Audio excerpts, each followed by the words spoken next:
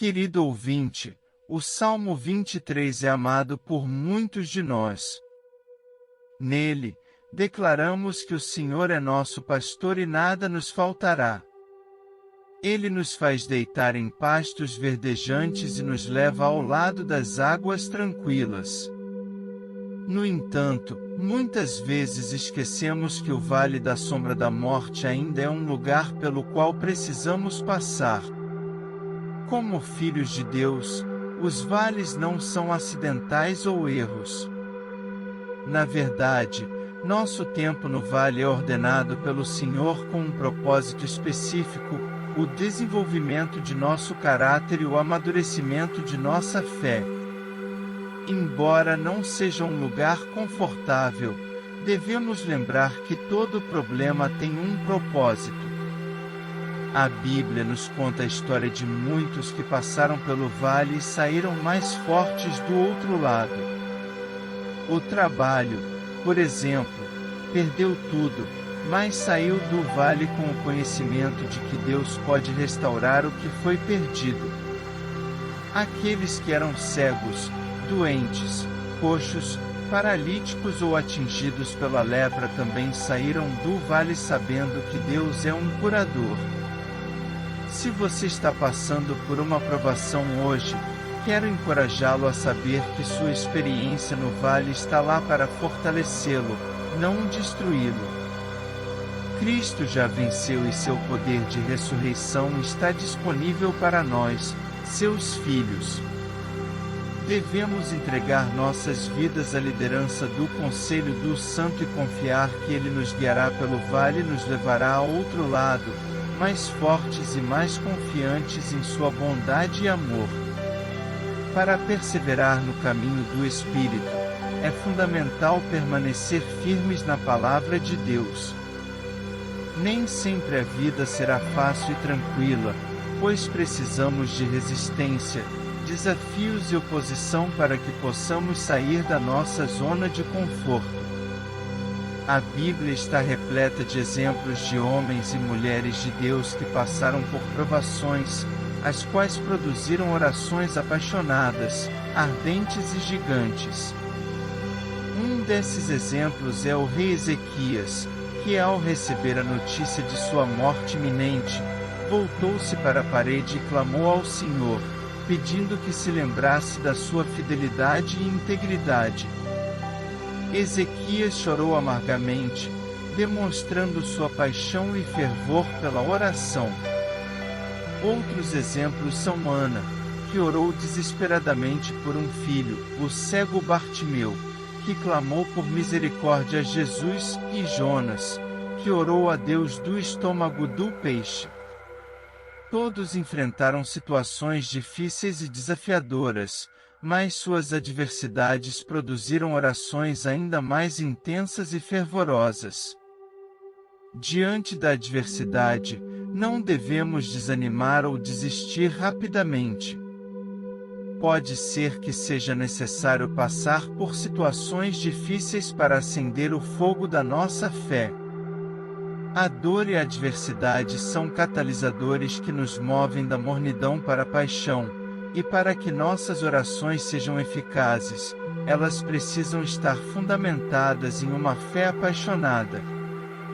Precisamos ter a presença de Espírito para perceber que o Senhor permite que certas coisas aconteçam em nossas vidas para que possamos entrar em um novo nível de oração e fé.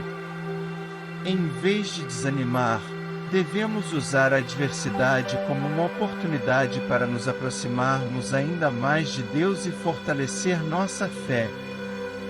Muitas vezes, quando passamos por situações difíceis, é fácil pensar que estamos sendo destruídos.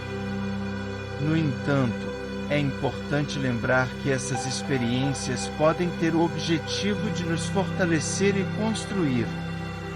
De fato, a Bíblia nos diz que aquele que começou uma boa obra em nós vai completá-la até o dia de Jesus Cristo. Mas o que exatamente isso significa? Por que devemos ter certeza disso e por que é tão importante para o início de uma boa obra? Eu acredito que a Bíblia está falando sobre nossa salvação.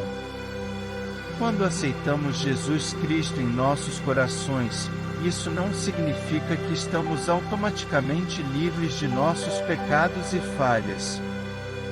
Precisamos trabalhar em nossa salvação, buscando mais de Jesus Cristo, meditando em Sua palavra e cultivando um relacionamento mais próximo com Ele. Precisamos estar dispostos a ceder ao Espírito Santo e permitir que Ele trabalhe em nós. É importante lembrar que a salvação é um processo contínuo e nunca para.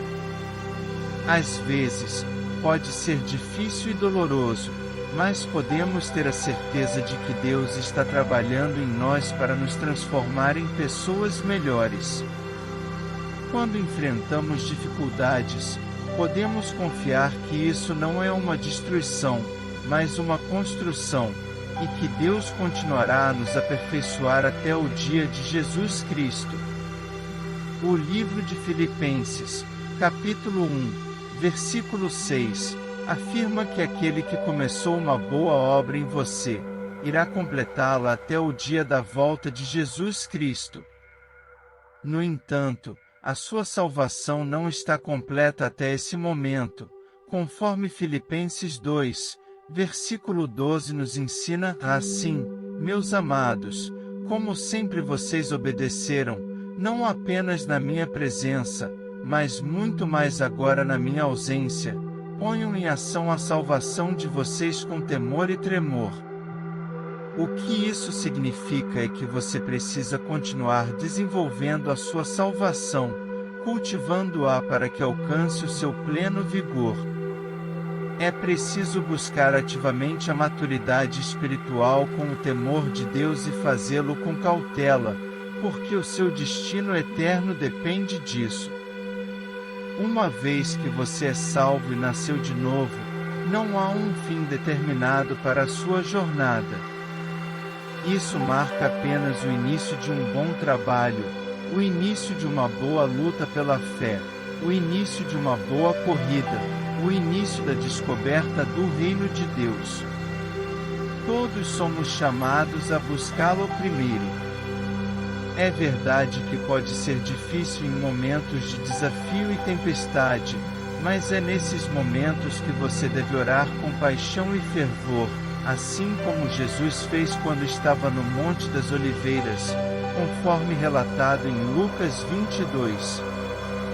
Ele sabia da dor e do sofrimento que estava por vir, mas orou com tanta intensidade que o seu suor se tornou como gotas de sangue caindo no chão.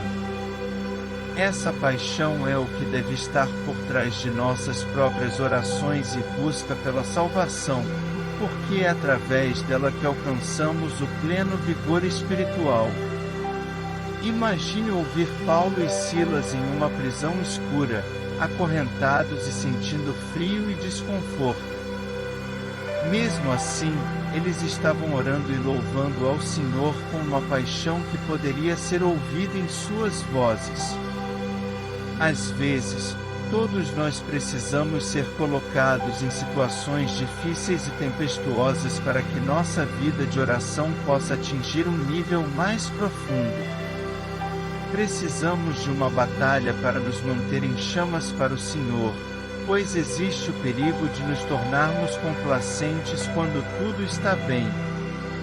É importante avaliar a nós mesmos e julgar honestamente nossas falhas, corrigindo nosso comportamento para evitar o julgamento de Deus. A autoavaliação é um tópico extremamente importante se quisermos viver uma vida que seja agradável ao Senhor. Se os anjos fossem ordenados por Deus a examinar nossos corações e abrir os livros que detalham todos os nossos pensamentos, ações e intenções, o que seria encontrado? Quem estaria ocupando o trono de nossos corações? Estamos cheios do Espírito Santo ou da luxúria por dinheiro, prazer e carne? A Bíblia nos orienta a separarmos-nos do impuro e a examinarmos a nós mesmos. Somente dessa forma poderemos viver como cristãos autênticos e pregar a mensagem de Cristo de maneira eficaz. Lembre-se, Jesus é a única constante em nossas vidas, e Ele é o mesmo ontem, hoje e para sempre.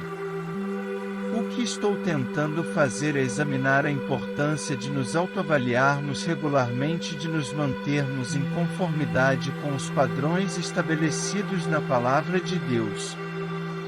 Embora muitos de nós sejamos capazes de seguir os mandamentos básicos, como não matar ou não roubar, poucos de nós conseguem reconhecer quando possuímos ídolos em nossos corações.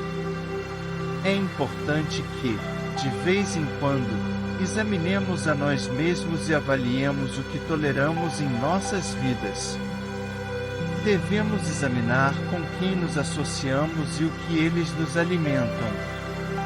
Precisamos nos avaliar em relação ao padrão de Deus e Sua Palavra, questionando-nos sobre as coisas ímpias que toleramos, as conversas ímpias em que nos envolvemos e os pensamentos ímpios que estamos entretendo. É crucial que nos examinemos, pois como podemos aconselhar alguém sobre como viver se o que eles veem em nós é o que está acontecendo no mundo? Alguns de nós agem como o mundo, falam como o mundo e até xingam como se fossemos do mundo. No entanto, o Senhor nos chama para sermos separados e sairmos do meio daqueles que não seguem seus caminhos. Como crentes em Cristo, devemos distinguir entre o santo e o profano, o bem e o mal, portanto. É vital que nos examinemos regularmente e que estejamos sempre em conformidade com os padrões de Deus e Sua Palavra.